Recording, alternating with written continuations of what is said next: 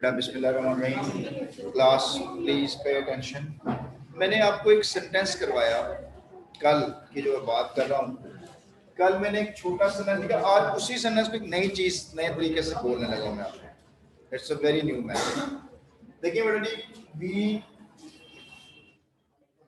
Moved towards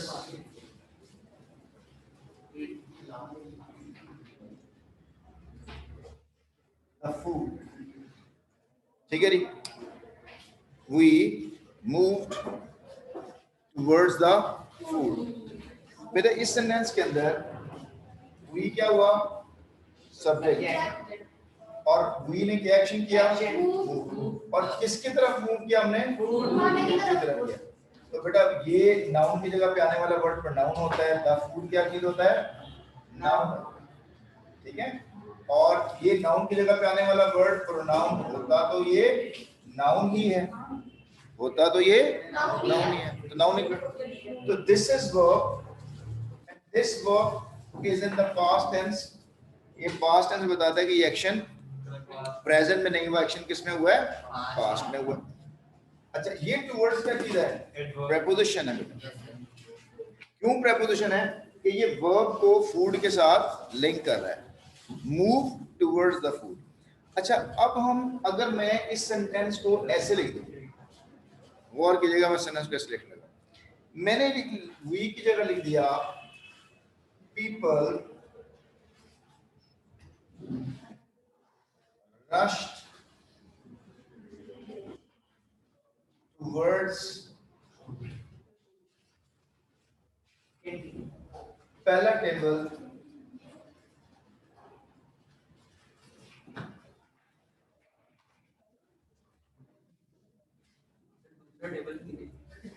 palatable। ठीक है ना? अब palatable, ये जो लफ्ज में लिखा VIANDS, it can be viands, it can be viands, both are there. अब मैंने क्या किया है, सिर्फ वी को मैंने डिफाइन कर दिया। वी कौन है? पीपल। और मूव को किसके से चेंज कर दिया मैंने? Towards the wines. अब वाइन्स भी ईटेबल थिंग्स को कहते हैं, लेकिन ये ईटेबल थिंग कैसी थी? पैलेटेबल थी। पैलेटेबल, ये जो पैलेटेबल है ये एक एडजेक्टिव है जो डिफाइन कर रहा है कि फूड कैसा है। तो अगर आपको पैलेटेबल का मतलब नहीं आता तो गड़बड़ हो जाएगी। पैलेटेबल का मतलब क्या होता है? टेस्टी। तो हम कह सकते हैं कि people rush towards palatable wines. तो अब आपके जहन में एक बात बनी कि लोग जो है खाने पीने की चीज की तरफ क्या हुए? भाग गए।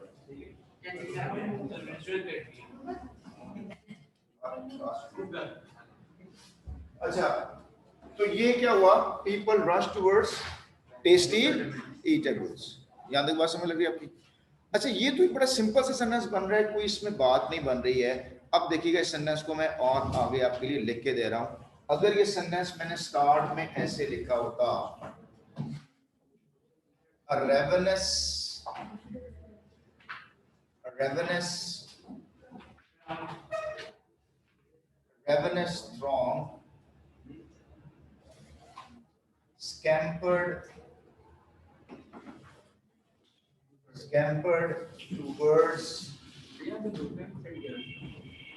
ravenous throng scampered towards palatable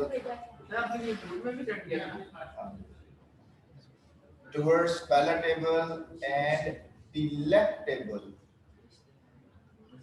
delectable viands, which was impeccably की स्पेलिंग ये डबल सी होंगे या डबल बी, चेक कीजिएगा। impeccably arrayed by the dexterous chef on the table। दो बजे लिख लिया सेंटेंस आप लोगों ने? ना ये holding, it's very much proper English. Bhajan, मैं आपसे कहना चाह रहा हूं, ये आपका टारगेट है। This is your target. From this sentence to this sentence. ये आपने भजन अचीव करना है। और जो बच्चा भजन अब भी अचीव कर लेगा वो अगले साल पेपर दे देगा वो लेवल, ठीक है ना। और अगर आपको ये चीज समझ नहीं लगी है तो फिर समझे बेटा जी, you need a lot of thing to understand round about, ठीक है। अब आपको मैं थोड़ा सा एक्सप्लेन कर दूं, क्योंकि टाइम भी ना हमारे पास है। मैं बेटा इसमें कोई पीएचडी की जरूरत नहीं थी। एक्शन ये था कि ये थ्रॉन्ग है, ये नाउन है, और उसमें थ्रॉन्ग का मतलब ग्रुप ऑफ पीपल है, इसका मतलब मॉब है, इसका मतलब ग्रुप है, इसका मतलब gathering of people, group of people है। मॉब है, क्राउड है, पीपल है। और स्कैम्पर्ड वर्ब है, इसका मतलब मूव करना होता है। और कैसे कहां मूव किया उसने? वाइंड्स की तरफ किया। और वाइंड्स कैसा है? पैलेटेबल है और delectable. Palatable, delectable means tasty, delicious, yummy, और फिंगर लिकिंग, यमी, यमी। और ये वाइंड्स है। अच्छा अब ये देखो, ये विच नजर आ रहा है बच्चों आप लोगों को? Yes sir. और ये सबऑर्डिनेट कंजंक्शन। और सबऑर्डिनेट कंजंक्शन मतलब ये है कि अगर इसके बाद कोई वर्ब आ रहा हो तो ये डिपेंडेंट क्लॉज बनाएगा। और अगर डिपेंडेंट क्लॉज से पहले, इससे पहले देखो ये फूड एक नाउन है तो ये ऑटोमेटिकली एडजेक्टिव क्लॉज बन रही है। तो which was impeccably arrayed, ये एक खूबसूरत, impeccably का मतलब होता है flawlessly, बहुत, और arrayed का मतलब होता है डेकोरेट करना, सजाना, तरतीब से रखना। किसने तरफ से रखा हुआ था? शेफ ने। और शेफ कैसा है? डेक्स्ट्रस शेफ है। डेक्स्ट्रस का मतलब क्या होता है? स्किलफुल, स्किलफुल शेफ था। और कहां पे रखा हुआ था? On the table. अब आप में से कोई ऐसा बच्चा जीनियस होगा, जारी बात है, इब्राहिम मुझे तेरे पे नजर पड़ गई है, ठीक है। इस सेंटेंस के अंदर सारी चीजें ठीक हैं, लेकिन एक हल्की सी ग्रामेटिकल मिस्टेक है, और बड़ी फनी मिस्टेक है वो। जरा सी मिस्टेक, बड़ी फनी मिस्टेक। कोई कॉमे की मिस्टेक नहीं इसके अंदर, कुछ भी नहीं है, एवरीथिंग इज फाइन। और मजे की बात बताऊं, ये एक बताएं सिंपल सेंटेंस है, कॉम्प्लेक्स सेंटेंस है? किसकी वजह से? वेज की वजह से। और अगर मैं वेज निकाल दूं और यहाँ फुल स्टॉप कर दूं तो फिर ये सिंपल सेंटेंस ही है, ठीक है। अच्छा आपको बच्चा बताएगा कि इसमें क्या मिस्टेक है? एनीवन? जल्दी से, टाइम नहीं है हमारे पास। कोई स्पेलिंग मिस्टेक होगी वो? हाँ जी, टुवर्ड्स द पैलेट, हाँ बिल्कुल, ये भी टुवर्ड्स द पैलेटेबल वाइंड्स आ सकता है यहाँ पे। स्कैम्बर टुवर्ड्स द, बिल्कुल आ सकता है। पैलेटेबल एंड डिलेक्टेबल वाइंड्स बिल्कुल आना चाहिए, बिल्कुल ठीक है, वो ठीक है। इसके अलावा फनी मिस्टेक क्या है? फनी मिस्टेक क्या है? ग्रामर की मिस्टेक, बहुत जबरदस्त। हाँ जी, स्पेलिंग मिस्टेक नहीं है बेटा स्पेलिंग में इम्पैक्टेबली चेक कर लीजिएगा। डेक्स्ट्रस की स्पेलिंग ठीक है, पैलेटेबल की स्पेलिंग ठीक है बेटा। नहीं, ओए बेटा तो सुनो जरा, लिंक बनाना बड़ा जरूरी होता है, लिंक को तलाश करना है। आपने क्या लिंक क्या बनाया? आपने कहा कि ये जो थ्रॉन्ग है कैसा था? रेवनस था। रेवनस का मतलब ग्रीडी। आपके सामने पिक्चर बनी है, एक ग्रीडी ग्रुप ऑफ पीपल है, स्कैम्पर्ड भागे हैं, शूटम शूट भागे हैं, रोटी गुल गई है, ठीक है ना रोटी गुली है, ठीक है ना, उसके भागे हैं टुवर्ड्स। और वो जो फूड कैसा है? वो पैलेटेबल भी है और डिलेक्टेबल भी है। इसके बाद which was, ये which किसके लिए यूज हो रहा है? फूड के लिए। which was impeccably arrayed by the chef, और वो किसने सजा के रखा हुआ था? शेफ ने। अच्छा, chef on the table, on the table, बताओ बेटा जी, ऑन द टेबल, टेबल के ऊपर क्या चीज पड़ी हुई है? अच्छा, टेबल के ऊपर क्या पड़ा हुआ है? लेकिन सेंटेंस क्या बता रहा है? Chef on the table chef on the table. ओ भाई, शेफ ऑन द नहीं ना, कोमा लगना, शेफ ऑन द टेबल नहीं होना चाहिए था। क्या होना चाहिए था? arrayed on the table by the chef। अच्छा मुझे बताएं बेटा ने, ये जो ऑन द टेबल है, आपको मैं एक ट्रिक बताऊं, बड़ी कीमती बात बताने लगा बेटा, बड़े ध्यान से आप भी सुनिएगा। वो बच्चा ही नहीं सुनने वाला, एक ही बच्चा बैठा हुआ है, लेकिन कोई नहीं, जो बच्चे YouTube पे देखेंगे मेरे बच्चों, जो स्टफ होता है ना YouTube के ऊपर, स्टफ जो मिलता है, जो वैल्यूएबल थिंग्स मिलती हैं, जो बड़े काम की बातें होती हैं, वो बड़ी रिसर्च के बाद मिलती हैं, ऐसे नहीं मिल जाती। आप कोई वीडियो सर्च करनी हो अपने यूट्यूब के ऊपर, वो काम की बात सुनो, आपको बाज़ बात सैकड़ों वीडियोस देखने के बाद कोई एक बंदे की काम की बात नजर आती है, यार ये कुछ बात कर गया, बाकी ऐसी फजूल बातें कर रहे होते हैं, कुछ लिंक नहीं होता। अब आपको मैं एक बड़े मजे की बात करने लगा हूँ, ऐसी बात जो आपकी अंग्रेजी को आंखें बंद करके आपको समझाएगी ये क्या मतलब है। मुझे बताओ बेटा, ये लफ्ज ऑन क्या चीज है और ये विच क्या चीज है? कंजंक्शन है, कंजंक्शन है। आइंदा जहां कहीं भी सब ऑर्डिनेट कंजंक्शन लगा हो, whenever you find a subordinate conjunction in a sentence, subordinate conjunction in a sentence, it most of the time followed by a clause, उसके बाद क्लॉज आ रही होगी बेटा, याद रखिएगा। डिपेंड ऑब्वियस सबऑर्डिनेट कंडीशन बनाती डिपेंडेंट है। whenever you find who which that, or whenever you find who when where which when where while, there will be a clause, and that clause will be adjective clause because it's going to describe a noun. Whenever you find a preposition, whenever you find a preposition and followed by the preposition, there will be a phrase, there will be a phrase, और वो जो phrase होगी, preposition निशानी होती है phrase की, सब ordinate conjunction होता है निशानी होती है क्लॉज की। मेरी बात याद आ जाएगी? तो ये आप आंखें बंद करके बता सकते हैं ये क्लॉज है। अगर इससे पहले कोई नाउन लगा हो तो एडजेक्टिव क्लॉज होगी, अगर कोई नाउन ना लगा हो, वो खुद ही नाउन का काम कर रहा हो, तो नाउन क्लॉज बन जाती है। Who explains the lesson is very intelligent. Whoever will answer my question will be the topper of my class. The one who answer my question becomes the one who, देखो एक ही बात है, दोबारा से देख लो। Who answers my question is regarded the genius. Who answer my question is regarded genius. Who answers my question will get prize. Noun clause. The boy who answered my question is wonderful. अब समझ रही है आपको? दोनों मैंने who use किया है, लेकिन एक में who एडजेक्टिव क्लॉज था और एक में who नाउन क्लॉज था। समझ लगी कि नहीं लगी? ठीक है। बाकी बेटा ये प्रैक्टिस के साथ, ये मैंने आपको एक गुर की बात बता दी, और ये गुर की बात मतलब आपको तो पता चल गई है। जो बच्चा इस वीडियो को देखेगा यूट्यूब के अंदर, उसी को पता चलेगा भाई नहीं कितना बड़ी राज मैंने बता दिया। तो अब ये फ्रेज है, और फ्रेज बेटा जब प्रेपोजिशन बनती है ना, या वो एडजेक्टिव फ्रेज होती है या एडवर्ब फ्रेज होती है, या वो एडजेक्टिव फ्रेज होती है या वो एडवर्ब। तो ऑन द टेबल से पहले क्या लगा हुआ है? आपको क्या लगाना चाहिए? शेफ लगाना चाहिए था या ये वाइन लगना चाहिए था? ये जो है ना अरेड, तरतीब से लगा, arrayed on the table, arrayed on the table और wines on the table। मजे की बात सुनो सुनो सुनो सुनो सुनो, food on the table और arrayed on the table, दोनों में on the table है, लेकिन दोनों की पोजीशंस चेंज हो जाएंगी बच्चों। सुने, food on the table, arranged on the table. Can you find the difference? Food on the table, displayed on the table, arranged on the table, decorated on the table. Difference है कि नहीं है? क्या difference है? Food on the table का क्या difference है? नहीं, फ्रेज और वो आपने अरेंज बताया, वर्ब बनाया ना, वर्ब और नाउन है। हाँ जी बी बेटा।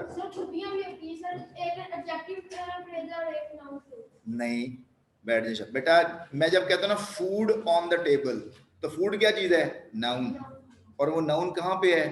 टेबल पे है। ठीक, वो एडजेक्टिव फ्रेज बनी ना on the table. On the table क्या बनेगा? Adjective phrase. और arrange on the table adverb phrase बन रही। वो अरेंज कहाँ पे किया? टेबल पे किया। एडवर्ब कहाँ कहाँ से देता है, और जो एडजेक्टिव होता है वो नाउन को डिस्क्राइब कर रहा होता है। ठीक है, अब देखिएगा, boy, a boy with blue coat, a boy with blue coat, a boy with lots of books। अब मुझे बताएं with lots of books preposition phrase है? preposition स्टार्ट होगी ना बेटा, फ्रेज है ना preposition वाली। तो with जो कोट है या with books है, इसका ताल्लुक किसके साथ बन रहा है? बॉयज के साथ। तो ये एडजेक्टिव फ्रेज होगी या एडवर्ब फ्रेज होगी? एडजेक्टिव फ्रेज होगी, क्योंकि नाउन के लिए यूज है। अगर नाउन के साथ यूज हो रही है तो एडजेक्टिव फ्रेज होगी, और अगर वर्ब के साथ यूज हो रही है तो क्या होगा? एग्जाम्पल और लिख लें बेटा जी। इसको लिख लो मेरे बच्चे, इस एग्जाम्पल को लिखें। A car of blue color, a car of blue color, a car of blue color, a car of blue color, देखिए बढ़िया, car of blue color, और a car moves, सुनो, a car of blue color, a car with great speed, a car moved with great speed। तो हमारे बच्चों की एक तो बात ये है कि ये जो मैंने पहले लिखा ना, कार ऑफ ब्लू कलर, ये फुल स्टॉप नहीं लगेगा, ये फुल स्टॉप नहीं लगेगा, लेकिन यहाँ पे फुल स्टॉप लगेगा क्योंकि लगा हुआ यहाँ पे मूव होगा। मुझे सिर्फ फोकस इसके ऊपर है, a car of blue colour में ये जो ऑफ ब्लू कलर है, ये प्रेपोजिशन है, ये प्रेपोजिशन है। अच्छा मुझे बताएं कि ऑफ ब्लू कलर का ताल्लुक किसके साथ बन रहा है? अच्छा, और विद ग्रेट स्पीड का ताल्लुक किसके साथ बन रहा है? ये कौन सी फ्रेज हुई? एडजेक्टिव। और नीचे वाली कौन सी हुई? एडजेक्टिव। अच्छा, अब ये विद ग्रेट स्पीड का ताल्लुक किसके साथ है? और मूव क्या चीज है? अब ये कौन सी फ्रेज होगी? समझ लगी बच्चों को? ठीक है, ये सेंटेंस का बेटा ये दोनों नहीं है, ये इसमें देखा ना, car move with great speed है, विद बिल्कुल प्रेपोजिशन है, बिल्कुल प्रेपोजिशन है। जब उसने विद ग्रेट स्पीड बनाया तो विद ग्रेट स्पीड का ताल्लुक विद ग्रेट स्पीड के साथ क्या हुआ है? मूव हुआ है। तो मूव चूंकि वर्ब है तो क्या बन गया? एडवर्ब फ्रेज बना। लेकिन प्रीपोजिशन तो नाउन के साथ ही हमेशा लगता है। बिल्कुल नाउन के साथ लगती है। विद के बाद ये क्या लग रहा है? स्पीड क्या चीज है? नाउन। तो ये तीनों मिलके क्या फंक्शन कर रहे हैं? तीनों मिलके एडवर्ब का फंक्शन कर रहे हैं। ठीक है, अच्छा अभी बच्चों इधर देखो, तवज्जो करें। अब मैंने जो हमारा असल टॉपिक है वो है एक्टिव और पैसिव वॉइस का। हमारा जो असल जो हमने आज की क्लास जो पढ़नी थी वो एक्टिव पैसिव के लिए पढ़नी थी। ये तो मैंने जैसे आपको जस्ट एक चीज समझा दी। पहले एक्टिव पैसिव पढ़ने से पहले सबसे पहले मेरा बच्चा आपने ये सोचना है कि हम एक्टिव से पैसिव कन्वर्ट क्यों करते हैं। Why it is necessary to say that? जब मैं कहता हूं कि sir Tahir teachers, sir Tahir teachers English, ये मैंने सेंटेंस देखा बेटा आपके सामने, बच्चों आपके सामने। मुझे बताएं कि टीचर्स का एक्शन हुआ और ये टीच का एक्शन किसने किया? पक्की बात है? किसी किसी में शक तो नहीं है? अच्छा बेटा, ये जो एक्शन किया, जो टीच किया, वो क्या टीच किया? इंग्लिश किया। इसका मतलब है कि ये हुआ सब्जेक्ट और ये हुआ ऑब्जेक्ट। बेटा ध्यान से बात सुनना, मेरी जरा बड़ी ध्यान से बात सुनना। मैं वो आपके जो आपने कॉन्सेप्ट पढ़े थे ना, आपने 6th 7th 8th में जो कॉन्सेप्ट आपने पढ़े, बल्कि जो भी आपने पढ़े 9th 10th के अंदर जो भी कॉन्सेप्ट पढ़े, उस कॉन्सेप्ट को बेटा की ना निकाल के साइड पे रख दें। वो concept for the time being wrong थे, और आपने वो जो सीखा था कि ये वाला ऑब्जेक्ट सब्जेक्ट बनेगा और ये वाला सब्जेक्ट ऑब्जेक्ट बनेगा, बेटा ये कॉन्सेप्ट गलत कॉन्सेप्ट है, गलत कॉन्सेप्ट, बिल्कुल गलत कॉन्सेप्ट है। कोई सेंटेंस सब्जेक्ट के बगैर नहीं होता। तो जब आप इस सब्जेक्ट उठा के ऑब्जेक्ट बना देंगे तो फिर उस सेंटेंस में क्या बनेगा? बेटा इसको अपने एक आइडिया समझना है आपने कि अगर ये सर ताहिर है, ये एक्शन है और ये इंग्लिश है, तो मैं अगर ऐसे लिख दूं जैसे आपने सीखा हुआ है कि English is taught by sir Tahir, English is taught by, तो सर ताहिर टीचर्स इंग्लिश में और English is taught by sir Tahir में बेटा क्या फर्क है? बेटे मुझे ये बताएं कि जब मैं आप आई टीच यू इंग्लिश, तो ये कहने की क्या जरूरत है कि you are taught English by me? कहने की क्या जरूरत है? मैं कहता हूं I watch television, I deliver a lecture, तो मुझे ये कहने की क्या जरूरत है कि lecture is delivered by me? हाँ चढ़ जाता बंदा कहते कर। I watch television, television is watched by me, कहने की क्या जरूरत है? Why do we say it? जरूरत क्या है? मैं कहता हूं कि जी कि मैं किताब पढ़ता हूं, आई रीड अ बुक, और बुक इज रेड बाय मी, किताब मुझसे पढ़ी जाती है, क्या जरूरत है इससे कहने की? What is the need of it? अब मुझे बताएं इसकी जरूरत क्या है। मैंने कहूं कि आई पनिश माई स्टूडेंट, तो my student is punished by the teacher, मेरे बच्चे को मुझसे सजा मिली। ये क्या बात हुई है? क्यों करते हैं बताएं, जल्दी से बताएं जी। एक्टिव से पैसिव हम क्यों यूज करते हैं, किसको पता है? क्या नहीं भी, कौन बताएगा जल्दी से? क्यों नहीं, कोई कंसंट्रेट करने के लिए था नहीं।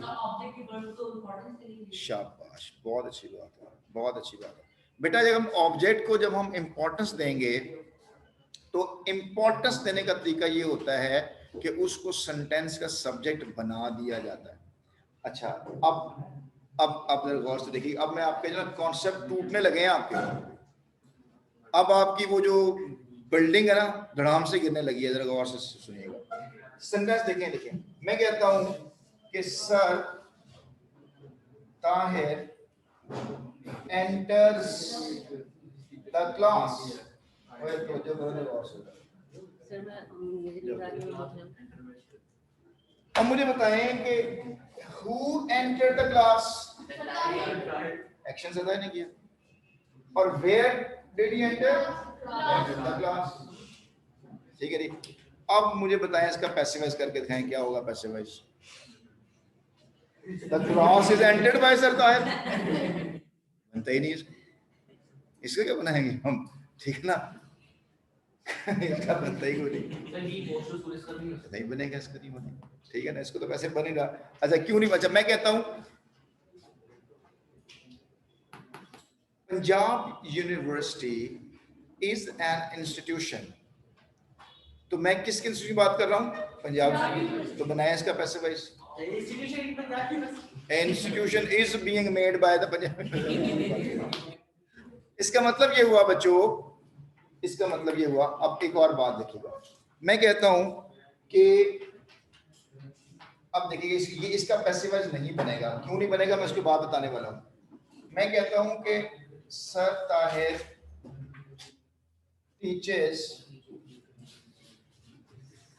his students। अब इसका पैसिवाइज बन सकता है क्योंकि ये जो टीच है इसको करने वाला कौन, बताने वाला, काम करने का कौन है? सर ताहिर। और किसको पढ़ाया जा रहा है? अच्छा बेटा मैं ये बार बार प्रोड्यूस कर रहा हूं, किसको? हु और whom।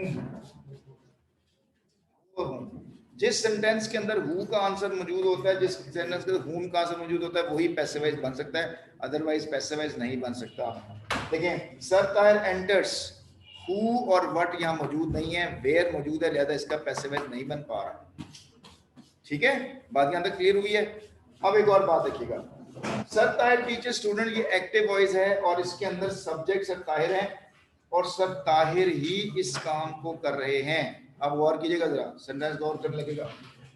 देखो बच्चों जरा मैं एक चीज करने लगा आपके साथ, जरा ध्यान से सुनना, एक्टिव होकर सुनना, जरा बड़ी ध्यान से बात सुनना। जब मैं आपको एक कॉन्सेप्ट देने लगा, बड़े ध्यान से सुनना बेटा। Sir Tahir teachers a student, sir Tahir is taught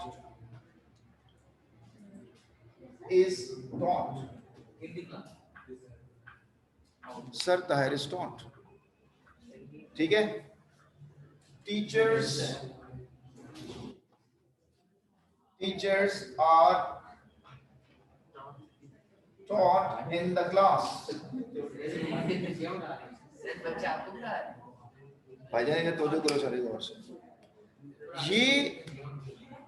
ये भी सब्जेक्ट है, ये भी सब्जेक्ट है, लेकिन आपका क्या ख्याल है कि सर ताहिर यहाँ पे टीच कर रहे हैं?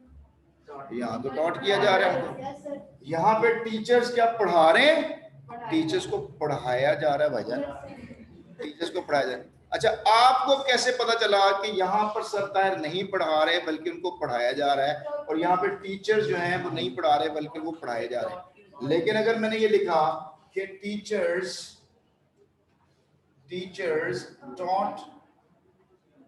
taught in the class, ठीक है, या टीच इन द क्लास, तो ये तो एक्टिव है और ये पैसिव है, तो दोनों में ही टीचर्स मौजूद हैं। तो फिर क्या चीज ऐसी है जो एक्टिव और पैसिव बना रही? बेटा ये चीज समझनी है। एक वर्ड होता है, वन सिंगल लाइन में वर्ड याद कर लें, इसको कहते हैं डूअर। डूअर, इसको याद कर लें। परफॉर्मर, परफॉर्मर, एक्टर, एक्टर, ये 3 वर्ड याद कर लें।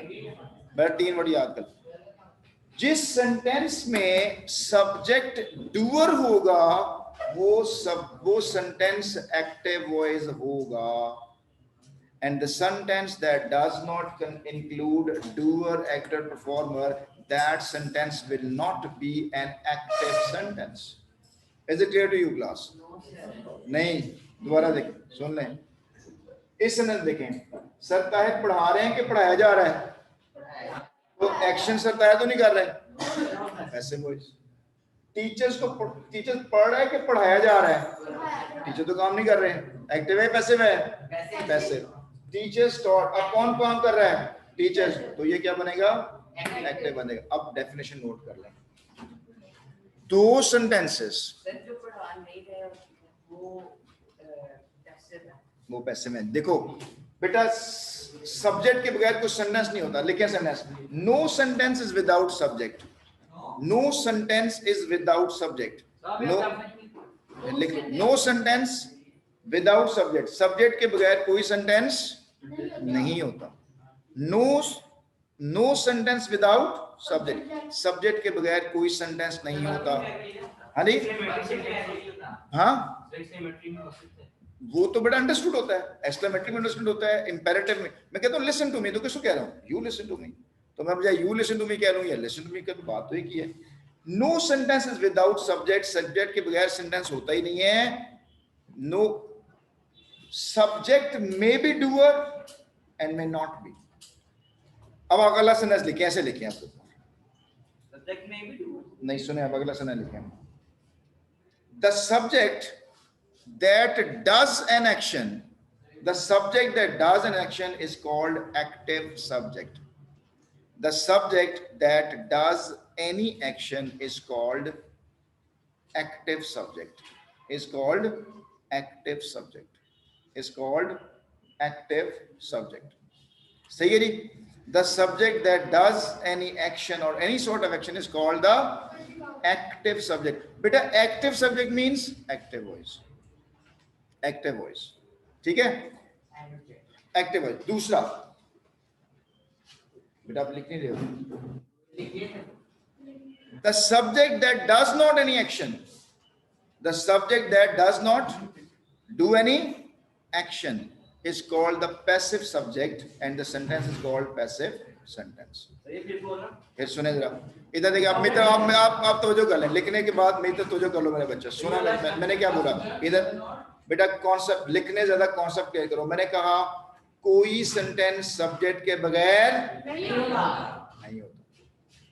The subject that does any sort of action is called active subject, और active subjects make an active voice. Clear होगी बात? Active subjects makes an active voice, active subject active voice. यहां तक बात क्लियर होगी? The subject तो है but he is not doing any action. Subject तो है लेकिन action नहीं करा, तो that subject is called passive subject, और passive subject makes a passive sentence. अब बेटा जी मुझे ना प्रैक्टिस करते जाएं जल्दी जल्दी से। मुझे ये बताना है आपने एक्टिव है ये पैसिव है। मुझे ये बताइए बेटा जी, रोड इज कंस्ट्रक्टेड, बताओ ये रोड ने कंस्ट्रक्ट खुद किया अपने आप को? एक्टिव है क्या पैसिव है? पैसिव। बेटा मेरे साथ साथ रहना मेरे बच्चों, please listen, just listen to me carefully. आपको चीजें बड़ी कॉन्सेप्ट क्लियर हो जाएंगे आपको। Students are taught, students are taught. क्या स्टूडेंट पढ़ रहे हैं? पढ़ाया जा रहा है। Students are taught. अच्छा चलें आगे चलें। Books are read, letter is written, ठीक है ना? Students are punished, teacher punish the student. अब मेरा सवाल वहीं पे बरकरार है कि जब मैं कहता हूं कि student punish the teachers punish the students और students are punish with the teacher, जब मीनिंग सेम है तो हम ये स्ट्रक्चर क्यों चेंज करते हैं दोस्तों?